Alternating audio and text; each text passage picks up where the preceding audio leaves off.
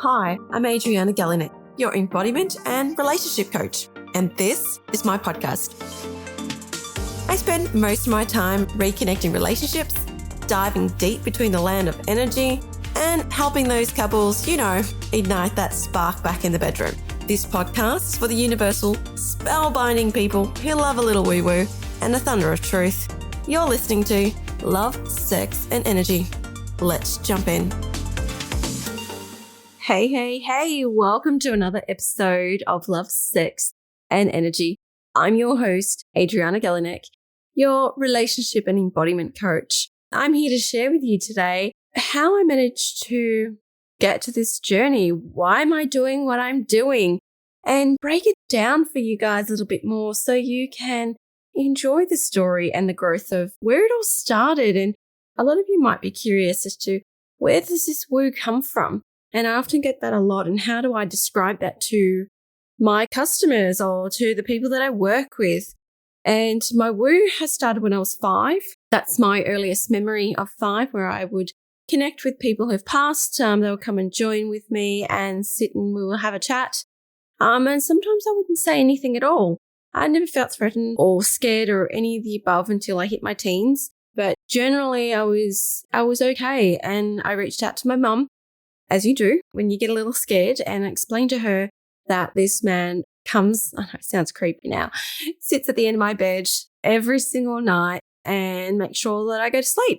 Because my room was the far back room in this home. So I was kind of, away from everybody. So yeah, I guess a little scared. And I was really comforted by this man. And I described his color and his height and what he was wearing and all the rest of it. And my mum was shocked. And she pulled out an album and she started flicking through it and said, let me know if anyone resonates to you. Sure enough, I pointed out a picture of my grandfather who had passed away way before I existed. And my mum didn't have photos around, I guess, passing away. It was really hard for my mum grieving her father. So for me, it was just like, yeah, that's the guy. And she was quick to say, don't tell anybody, they're going to think you're crazy. That kind of, carried along through my teens. And I think more of it jumped up into my adulthood, where I was still connecting and reading people quite clearly. People say, how are you reading people? Well, energetically, I can read kind of like body language in a way, but I can see your moods. I can see colors. I can see certain things. And if people want to connect, if I really tune into that level of energy, I can connect. I don't get tired very quickly unless I'm doing mediumship, which I tend not to do so much anymore unless, people have passed, really poke a presence in me and have to pass on some messages. Generally tend not to work on that. I'm more into really focusing on how I can align you to your purpose and how I felt that really worked for me. Obviously, I've been on such a mission throughout my life as to why this has happened to me. Why am I so different? Why am I not like everybody else? And accepting that. It's a real hard process. And I think the only time I really felt heard when I was going through that stage was with my ex-husband, when he said, okay, I know what you've got is not absolute shit, which was really nice. He just said that I just need to be me. He just said, just do what you need to do. And this is what you're here for. And you just need to accept that. And it was really hard because I grew up in a family that did not discuss that.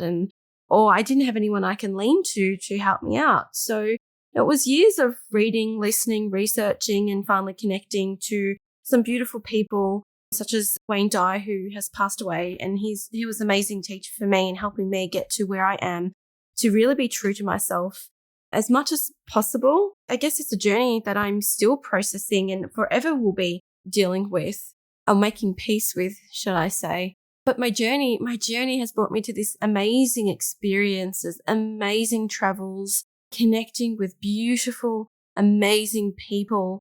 My clients are just absolutely love them, divine human beings. My story kind of goes in a little bit deeper when I think I turned up the nozzle probably about, let's say, 10 years ago. Just even crazy to imagine how time flies, that, my marriage was breaking down and I hit rock bottom, completely, utterly broken hearted. I had 5 children at the time and there was nothing I could do to save it. And I knew it was happening and I knew it was going to happen.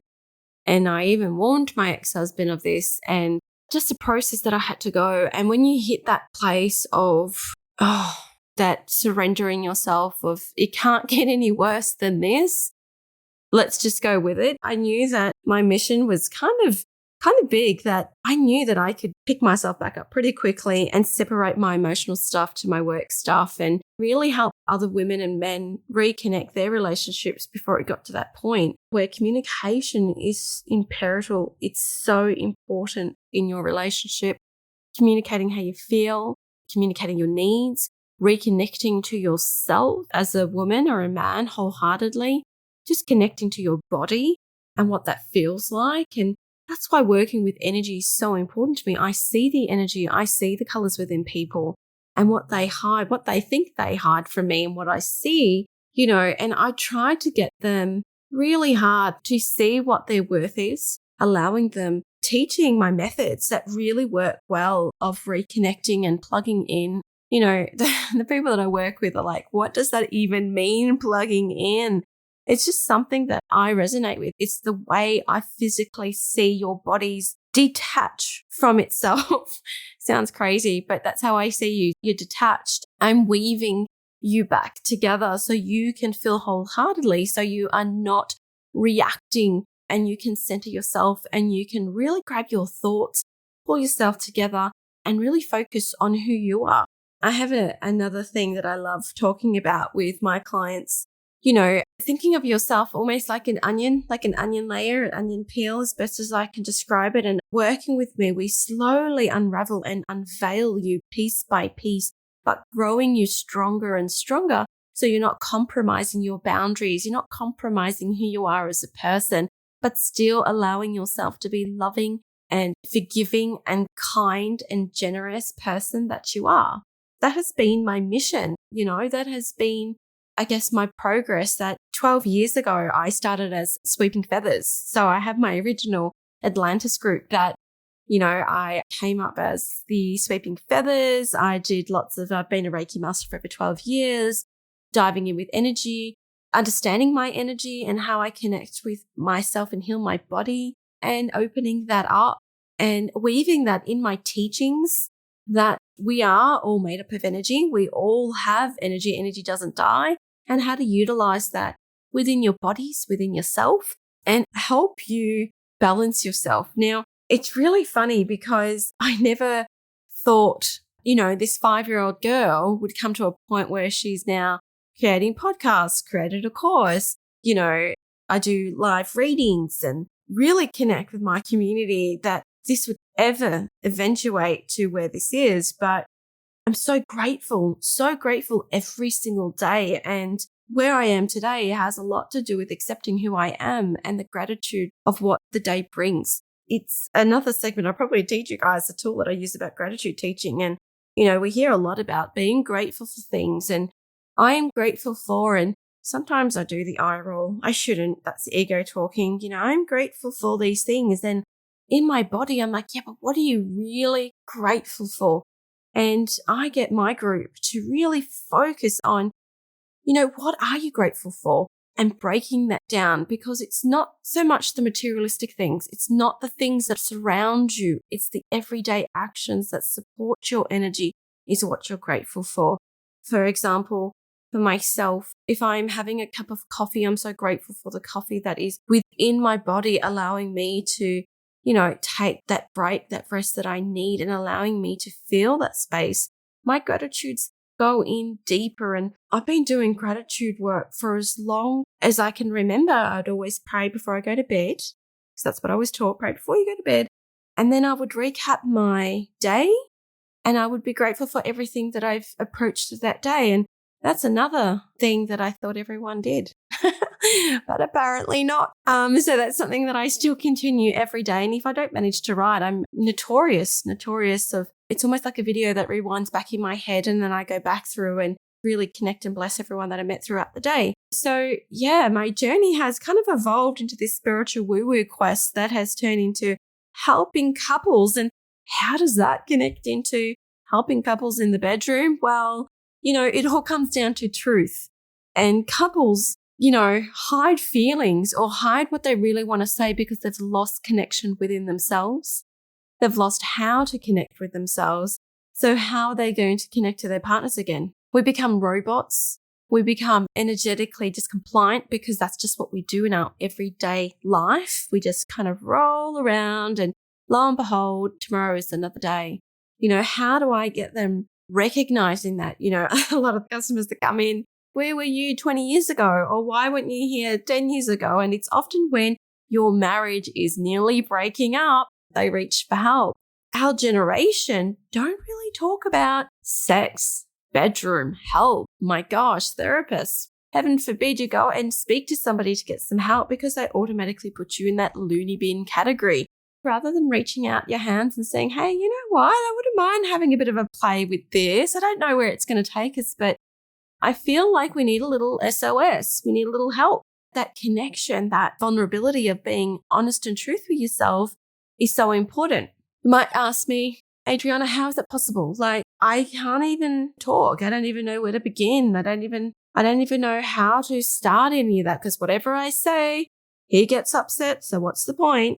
And it really comes down to reconnecting to yourself first. If you can reconnect to yourself first, which I'm happy to teach you throughout these podcasts, really help you reconnect to your body and give you these tips so you can be the best version of yourself, which will allow your barriers that you've built up over time to come down and allow your vulnerability to come out to ask those questions or, uncomfortable little kinks you might even have that you want to explore in the bedroom.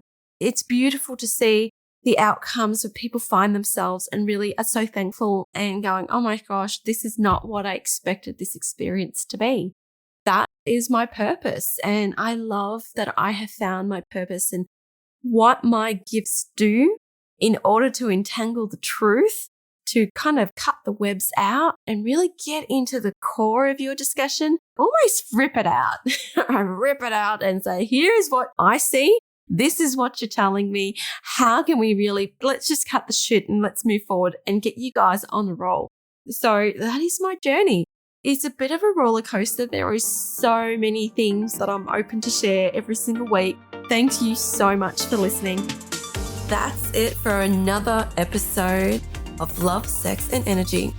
Connect on all socials at Adriana Galinek. Hit the follow button, share with friends, and if you have some time, write a review. As they say, the energy flows in universal ways, so always remember to shine bright. Till next time, see ya.